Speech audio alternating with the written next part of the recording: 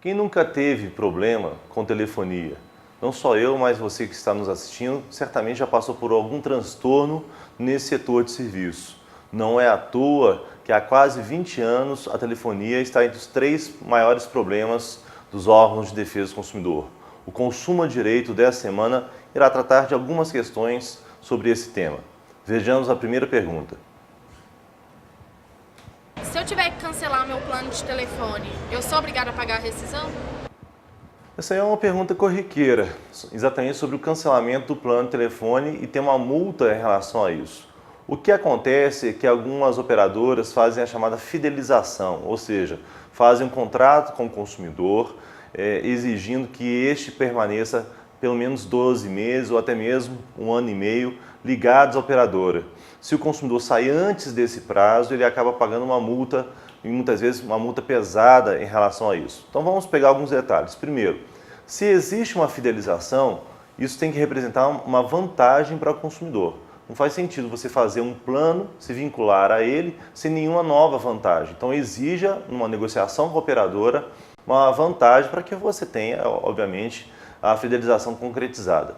Segundo, a multa a ser paga, o entendimento dos órgãos de defesa do consumidor que ela não pode ser superior a 10% do contrato. Muitas vezes é um valor muito maior do que isso, inibindo o próprio cancelamento do contrato. Então observe o valor em relação a essa multa.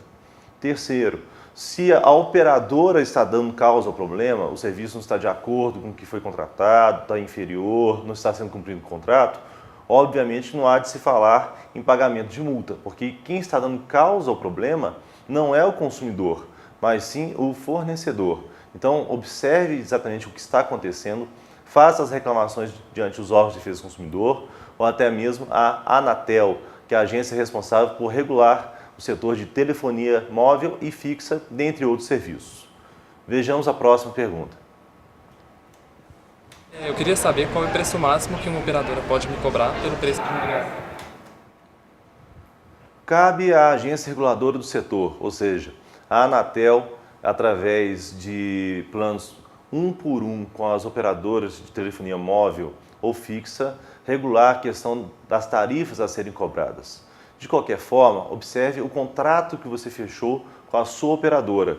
Nenhuma tarifa pode ultrapassar aquilo que foi fixado, nem pela Anatel, nem pelo contrato.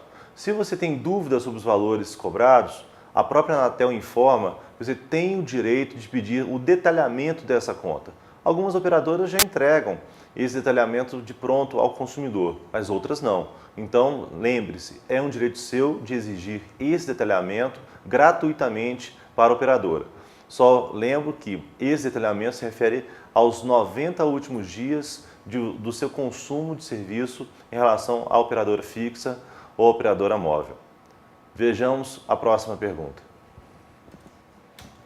Eu queria saber o que eu faço quando uma operadora cobra por um serviço que eu não contratei. Essa questão não se refere apenas à telefonia, mas a qualquer outra situação. Ou seja, se você tem uma cobrança por algo que você não utilizou, a chamada cobrança indevida, você tem o Código de Defesa do Consumidor, no artigo 42, falando sobre isso. No 42, parágrafo único, o que se coloca? Se há uma cobrança indevida, você tem o direito à restituição em dobro do valor pago indevidamente. Então vejamos, na verdade, essa restituição em dobro se refere a valores pagos. Então a simples cobrança não gera o direito à indenização em dobro do valor que está sendo cobrado indevidamente. O consumidor teria que ter pago esse valor para ter uma restituição. Então vamos pegar um exemplo. Imagine uma conta que veio de R$ 180. Desses R$ 180, R$ 40 vieram indevidamente e você acabou pagando. Então a restituição em dobro se refere aos R$ 40. Então você teria o direito de receber R$ 80.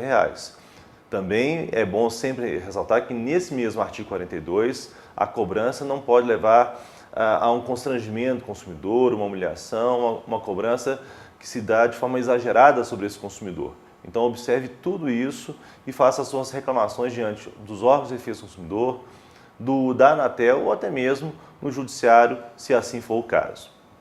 Esse foi o Consumo Direito dessa semana. Qualquer sugestão de pauta ou qualquer outra dúvida, entre em contato com as nossas mídias sociais ou pelo e-mail que se encontra em nossa tela.